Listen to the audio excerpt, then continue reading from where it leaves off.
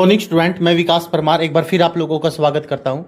तो जो भी मैंने आप लोगों को नोट्स में प्रोवाइड किया है उसको मैं आप लोगों को यहाँ पे अब करवा देता हूं एक बार।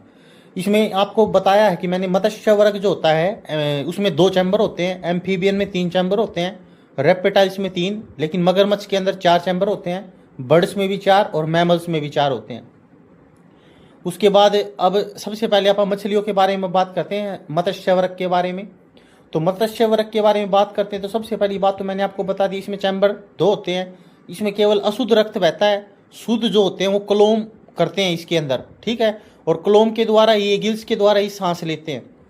मछलियों की जो प्रजाति है उसको फिशिज कहते हैं। कोल्ड ब्लडेड होते हैं एनिमल्स। कोल्ड ब्लडेड की बजाय एक ये पोक्लियोथर्मा भी बोल सकता है वो, मतलब इनका जो टेम्परेचर है, बॉडी का टेम्परेचर, वो वातावरण के अनुसार चेंज होता है। अर्थात अगर मान लो कि पानी के अंदर इनका टेम्परेचर अलग होगा बॉडी का, और जब शरीर पानी से बाहर निकालोगे तो इनकी बॉडी जो है उस टेम्परेचर को सहन नहीं कर पाती और मर जाती है, ठीक है। उसके बाद कोड जो है वो एक प्रकार की मछली का एग्जाम्पल होता है। स्टडी ऑफ फिश जो होता है वो मैंने आपको बताया पीसी कल्चर होता है। और जो ब्लू रिवोल्यूशन है वो मछलियों से संबंधित है, जिसको आप नीली क्रांति कहते हैं। इनका शरीर जो होता है वो धारा रेखी होता है। धारा रेखे का मतलब स्ट्रीम्ड लाइन होता है।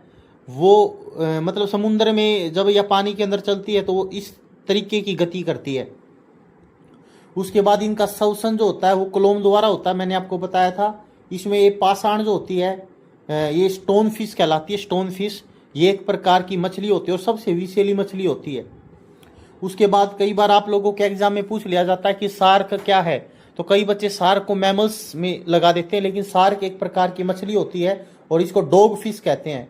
और इसमें कोई भी हड्डी नहीं पाई जाती। इंपॉर्टेंट पॉइंट है, ये सारे के सारे प्रीवियस क्वेश्चनों में से ही बनाए हुए नोट्स हैं आपके। देखो एक क्वेश्चन ये भी आता है कि निम्नलिखित में से कौन सी एक मछली है, उसमें आपको एक डॉग फिश दे देगा, एक स्टोन फिश दे देता है इस तरीके से, तो एक कैट फिश दे देता है। ये सारी की सारी मछलियों के अंतर्गत आती है, ठीक है। लेकिन क्रे फिश आ जाए, सिल्वर फिश आ जाए, ये अलग तरीके की जो भी मछलियाँ आएगी वो मैं आपको बता दूंगा सारी की सारी। उसके बाद टोरपीडो भी एक मछली होती है, इसका दूसरा नाम इलेक्ट्रिक रे होता है। रोहू, इसका लोबियो रोहिता वैज्ञानिक नाम होता है। एक कतला होती है, एक हिप्पोकैम्पस होती है जिसको असौमीन कहते हैं। ये इसको समुद्री घोड़ा भी कहा जाता है। एनाबस होती है, एक मांगूर होती है, मांगूर का दूसरा नाम कैटफिश होता है। और एक गैम्बूसिया होती है, ये तालाबों के अंदर छोड़ी जाती है क्योंकि ये मॉस्किटो फिश कहलाती है। ये मतलब जो इंसेक्ट्स वगैरह होते हैं उसको मारने का काम करती है। उसके बाद मैंने क्या बताया, हिप्पोकैम्पस जो होता है असौमीन कहलाती है। समुद्री घोड़ा, इसका सिर घोड़े जैसा होता है, दिखाई देता है, ये सीधी खड़ी रहती है। विश्व की सबसे धीमी चलने वाली मछली की बात करें तो हिप्पोकैम्पस ही होती है। पेपर में अगर क्वेश्चन आ जाए कि समुद्री घोड़ा, समुद्री गाय, समुद्री सिंह, ये दोनों मैमल्स के अंतर्गत आते हैं। एक समुद्री खीरा भी होता है। समुद्री खीरा जिसको समुद्री ककम्बर कहते हैं वो इकाइनोडर्मेटा वर्ग के अंतर्गत आता है, वो मैमल्स नहीं है। ये दोनों मैमल्स हैं। और समुद्री घोड़ा जो है वो मछली है। मैमल्स को स्तनधारी कहा जाता है। उसके बाद अगला वर्ग आता है उभयचर वर्ग। उभयचर वर्ग एम्फीबियन कहते हैं, जो पानी में भी रहते हैं और जो स्थल पे भी रहते हैं। इसके चैम्बर मैंने आपको बता दिए 3 होते हैं, 2 आलिंद होते हैं, इसमें एक नीले होता है। कोल्ड ब्लडेड होते हैं, असमतापी कहते हैं, अर्थात तापमान के मतलब शरीर का जो तापमान है वो मौसम के अनुसार बदलता रहता है। जीवन की शुरुआत पानी में लार्वा से होती है इनकी, मतलब स्टार्टिंग की जो मेंढक की अवस्था होती है उसको लार्वा कहते हैं। और फिर वो टैडपोल बनता है, टैडपोल के बाद फिर वो मेंढक बन जाता है। इनके शरीर पर, ये इंपॉर्टेंट पॉइंट है, याद रखना, क्वेश्चन ऐसे आ जाएगा, निम्नलिखित में से किसकी बॉडी के ऊपर सल्क नहीं पाए जाते। सल्क होते हैं, मतलब सल्क होते हैं लेकिन बाल और पंख नहीं होते। तो बाल और पंख नहीं पाएंगे किसकी बॉडी के ऊपर, उभयचर की बॉडी के ऊपर। इनकी जो त्वचा होती है वो चिकनी होती है और नम होती है। नम त्वचा द्वारा गैसों का आदान प्रदान होता है इनके द्वारा, ठीक है। अगर आपसे कोई कहे कि जो त्वचा के द्वारा गैसों का आदान प्रदान होता है, तो एक प्रकार से मैं कह सकता हूं कि विसरण क्रिया द्वारा होती है, डिफ्यूजन। जैसे अपने फेफड़ों के अंदर गैसों का आदान प्रदान होता है, वो विसरण क्रिया डिफ्यूजन के द्वारा आप लोग बताओगे। पत्तियों के अंदर, लीफ के अंदर गैसों का आदान प्रदान होता है, वो भी आप विसरण क्रिया द्वारा बताओगे। एक प्रासरण होता है, प्रासरण को कहते हैं ओस्मोसिस। ओस्मोसिस मतलब पानी को पेड़ पौधों की जड़ों के द्वारा अब्जॉर्ब करना, अवशोषित करना, वो परासरण प्रोसेस के द्वारा होता है।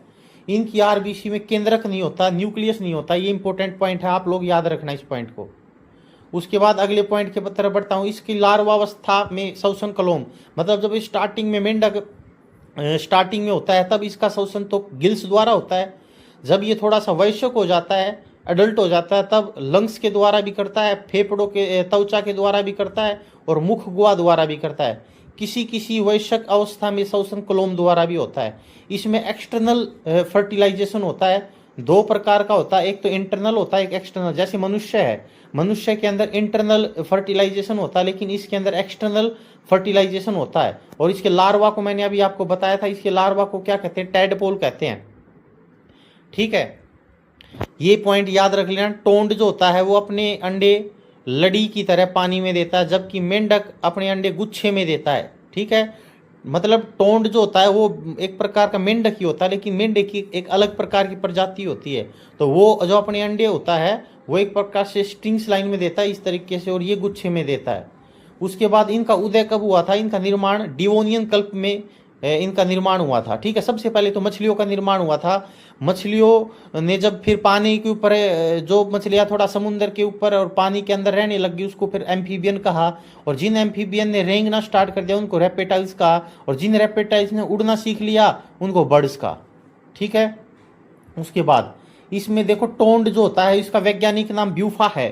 बरसात में सूर्यास्त के बाद ये सड़कों पे, बाग बगीचों पे, ये आप लोगों ने देखा होगा, ये मौसम में है ना, आप लोगों ने टर टर करते हुए नरे छोटे छोटे मेंढक देखते होंगे आप लोग घूमते हुए, उनको टोंड कहा जाता है। ठीक है, ये भूमि पर अधिक रहता है, केवल जनन करने के लिए पानी में जाता है, दिन में पत्थर लकड़ियों की छाव में रहता है, रात्रि में शिकार की खोज में निकलता है, और खेत में हानिकारक कीड़े मकोड़ों को मारने का काम करता है। इसमें पैराटोइड ग्रंथियां होती है। आप लोगों को जो आपके मुंह में भी तीन प्रकार की सलाइवरी ग्लैंड होती है। एक तो होती है सबलिंगुअल, एक होती है मैंडिबुलर, और एक होती है पैराटोइड। पैराटोइड आप लोगों के मुंह में सबसे बड़ी लार ग्रंथि होती है, सलाइवरी ग्लैंड। तो इनमें भी पैराटोइड ग्रंथियां होती है जो जहर बनाती है। अच्छा, एक चीज का और ध्यान रखना, सांप के मुंह में जो पैराटोइड ग्रंथि होती है ना, जो मतलब अपने मुंह में जो थूक बनाती है वो तो पैराटोइड बनाती है, और सांप के मुंह में जहर बनाने का काम होता है लेबियल ग्रंथि का होता है। लेकिन मेंढक के अंदर इनमें जो उभयचर होते हैं, इसमें जो जहर बनाने का काम होता है वो पैराटोइड ग्रंथि का होता है। ठीक है, उसके बाद अगले पॉइंट के ऊपर हाइला। आइला जो होता है वो भी एक प्रकार का एम्फीबियन होता है, ये पेड़ों पर रहता है। ठीक है, इसका एक पेपर में क्वेश्चन आता है, आइले को वृक्ष मेंढक कहते हैं क्योंकि पेड़ों पे चढ़ा रहता है। उसके बाद एक होता है राना टिगरीना। राना टिगरीना जो सामान्य नॉर्मल मेंढक आप लोग देखते हो, वो पथरीला टाइप में जिसका शरीर होता है वो। प्रोटियस, एक प्रोटियस भी इसका एग्जाम्पल आएगा, एक साइरन आएगा, एक सैलामेंडर आएगा, एक एलिटीज आएगा।